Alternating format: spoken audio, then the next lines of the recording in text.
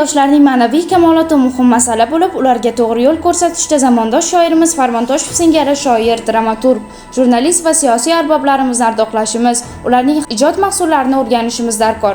Aynan shu maqsadda Samarqand shahridagi 81-umumiy o'rta ta'lim maktabida Farmon Toshevning saylanma kitob taqdimoti bo'lib o'tdi. Ijodkorning hayoti va ijodi haqidagi ma'lumotlar bilan boshlangan tadbir shoir kitobiga kiritilgan vatanni madh etuvchi she'rlar bilan davom ettirildi. Shuningdek, tadbir davomida yig'ilganlarga ma'naviy ozuqa ulash maqsadida sahna ko'rinishlari namoyish etildi va sinf qizlari tomonidan dilrabo raqslar barchaning yuziga tabassum ulashdi. Tadbirda ishtirok etgan muallif o'quvchilar ishtirokiga yuqori baho berdi hamda yil mobaynida yosh kitobxon ko'rik tanlovida faol ishtirok etgan o'quvchilarni mukofotladi. Bundan tashqari jurnalist tadbir so'ngida o'quvchi yoshlar uchun o'z hayot yo'llaridan ibratli tavsiyalar berdi va maktab kutubxonasi uchun kitoblar sovg'a qildi. Men sizlarni kelgusida juda katta o'qishlarda ko'rishni istayman.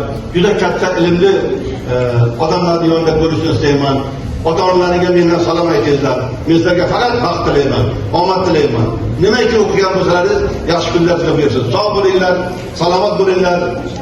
Hurmatli direktor, bugungi hurmat uchun, mana bunday taqdimot uchun katta rahmat. Shu maktabdagi ziyo hamisha qalbimizda ko'p bo'lib yonib tursin. Rahmat aytib